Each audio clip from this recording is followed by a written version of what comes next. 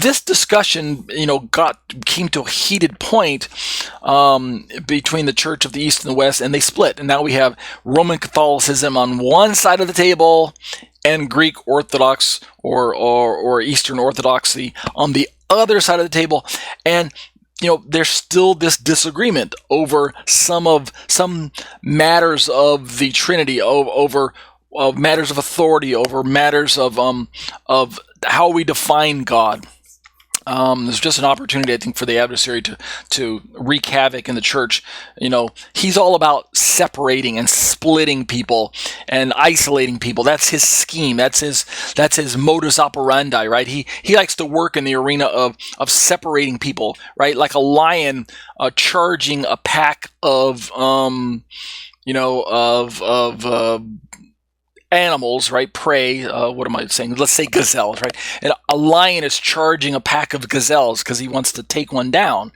What does he usually try to do? He tries to go after the lion. He usually tries to go after the stragglers, the weak, right? The young, and to get them to separate themselves from the pack, because the lion knows that there's strength in numbers, right? If he goes after the bunch, he'll get trampled. He's one lion and there's a bunch of them. In the wrong place at the wrong time, he's going to get hurt, possibly killed. So what does he do? He tries to separate. He tries to break the pack up somehow. And if he can do that, he can chase down one or two, because he knows he has a better chance of overpowering just one gazelle, right? Well, the adversary is described as this roaring lion.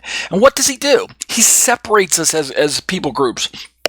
He attacks us in places where we have our disagreements and where we have our differences. And he isolates us so that we can be easy target.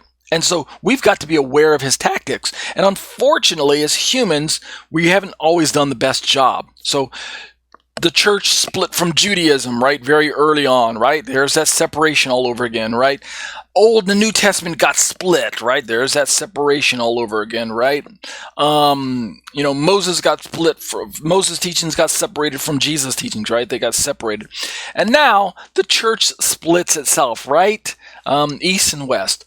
I say concerning this verse that God is the one who causes the Holy Spirit to issue forth from this place of origin, but not necessarily in relation to some sort of creation aspect of the Spirit by the Father himself. I'm not trying to say that Jesus created the Spirit any more than I'm saying that God created the Spirit. I think the verse is self-explanatory. That's my perspective. I can't understand why the East and West Church couldn't see that very early on. I continue in my own explanation, my own interpretation of the verse.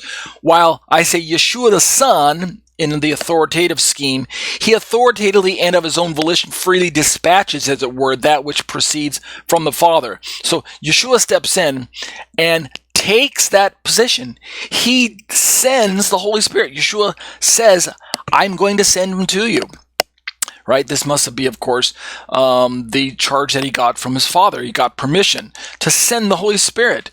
So that which proceeds from the Father is dispatched by Yeshua. That is, the Son sends the Holy Spirit to believers. And so we looked at some of those Greek words last week. Let's pick up the commentary now, the study right here.